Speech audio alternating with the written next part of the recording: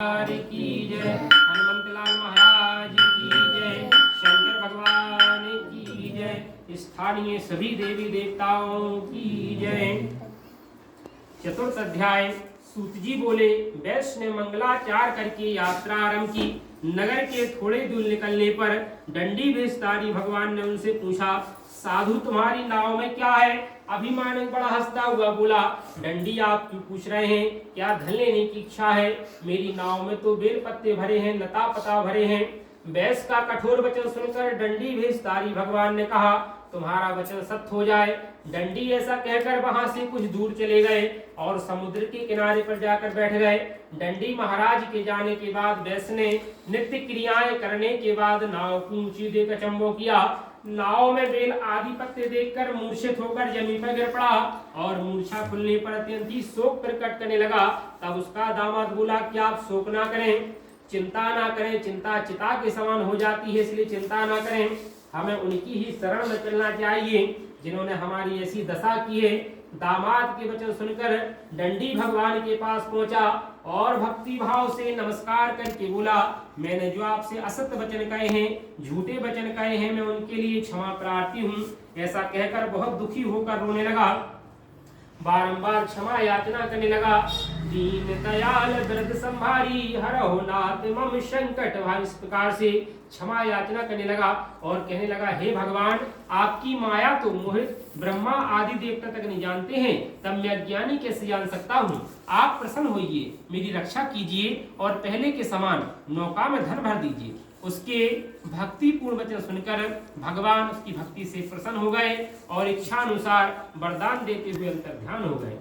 तब उसने नौका के सन्मुख आकर देखा कि मेरी नौका पहले के समान धन से भरपूर है, तो बहुत प्रसन्न हुआ और भगवान के महिमा के गीत गाने लगा। प्रभु की कृपा भयो सब काजू, जन्म हमारे सुफल भय आजू। इस प्रकार से बहुत प्रसन्न हुआ और उसी स्थान पर भगवान का पूजन किया और साथियों सहित अपने नगर को चल दिया। जब अपने नगर के निकट पहुंचा, में देखो मेरी रतनपुरी नगरी दिखाई दे रही है और नौकाओं को किनारे। दूत को घर भेजा। दूत ने साधु के घर जाकर उनकी स्त्री को नमस्कार करते हुए कहा कि साधु अपने दामाद सहित धन धान सहित नगर के तट पर आ गए हैं। दूत के मुख से ऐसे वचन सुनकर साधु की स्त्री बहुत प्रसन्न हो गई, जो कि उस समय भगवान का पूजन कर रही थी। पुत्री से कहा कि मैं अपने पति के दर्शन को जाती हूँ, तू काट कर शीघ्र ही आ जाना। माँ के जाती पुत्री कलावती भी अपने पति के दर्शन के लिए अति उतावली हो गई और भगवान का प्रसाद छोड़कर पति के दर्शन के लिए दौड़ी भागी चली आई। प्रसाद की अवज्ञा के कारण सदैव रुष्ट हो गए और उनके पति को नाव समेत पानी में डुबो दिया।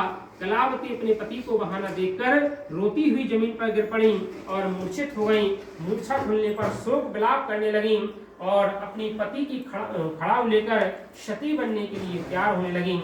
अपने परिवार और पुत्री की ऐसी दशा देखकर लीलावती बोली, ना जाने किस देवता ने किस माया ने दामाद नौका हरण कर लिया है। साधु वैश्य ने प्रार्थना की, भगवान या तो आपकी माया है या हम किसी भ्रम में पड़ रहे हैं। वह भी भगवान से पुनः क्षमा याचना करने लगा।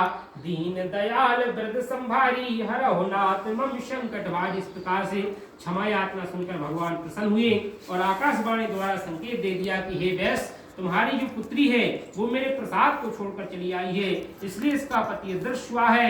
यदि घर जाएगी और प्रसाद खाकर लौटेगी तो पति अवश्य मिलेगा, इसमें कोई संदेह नहीं है। ऐसी आकाशवाणी सुनकर कलावती ने घर पहुंचकर भगवान का विधि पूर्वक प्रसाद खाया, फिर आकर अपने पति के दर्शन किए। तत्पश्चात साधु ने वहीं बांधवों के साथ विधि पूर्वक भगवान का पूजन किया।